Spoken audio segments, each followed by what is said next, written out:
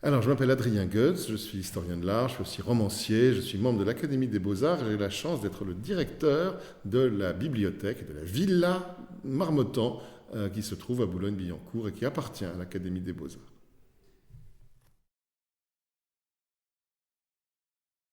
Moi, je suis passionné par l'Empire, je suis passionné par le début du XIXe siècle et j'ai eu la chance de soutenir une thèse sous la direction de Bruno Foucard, qui a été un grand directeur très marquant dans l'histoire de la bibliothèque Marmottan.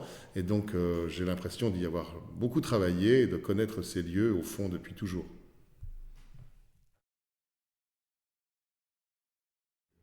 La bibliothèque Marmottan, c'est tout à fait unique. C'est une bibliothèque posée dans un jardin, comme un très joli meuble empire qu'on aurait laissé sur une pelouse.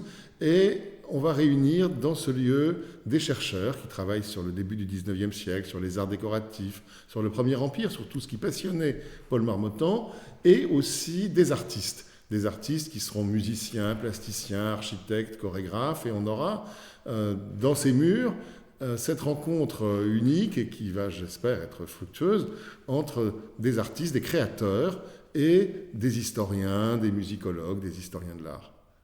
Ce qui est passionnant ici, c'est que c'est un chantier, c'est que c'est très vivant et qu'on voit arriver ici des restaurateurs de peintures anciennes, des restaurateurs de cadres, une architecte qui est formidable et qui nous accompagne dans ce projet de transformation et de restauration des lieux.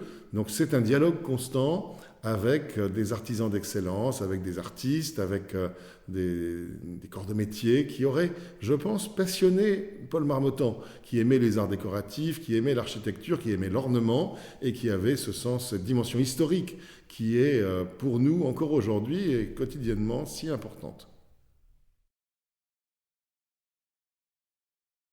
Moi ici, j'aime tout ce qui évoque Elisa, Elisa Bonaparte, princesse de Toscane, la sœur la plus intelligente de Napoléon Ier.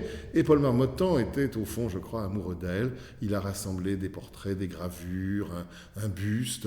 Le fantôme d'Elisa, le fantôme bienveillant d'Elisa Bonaparte nous accompagne.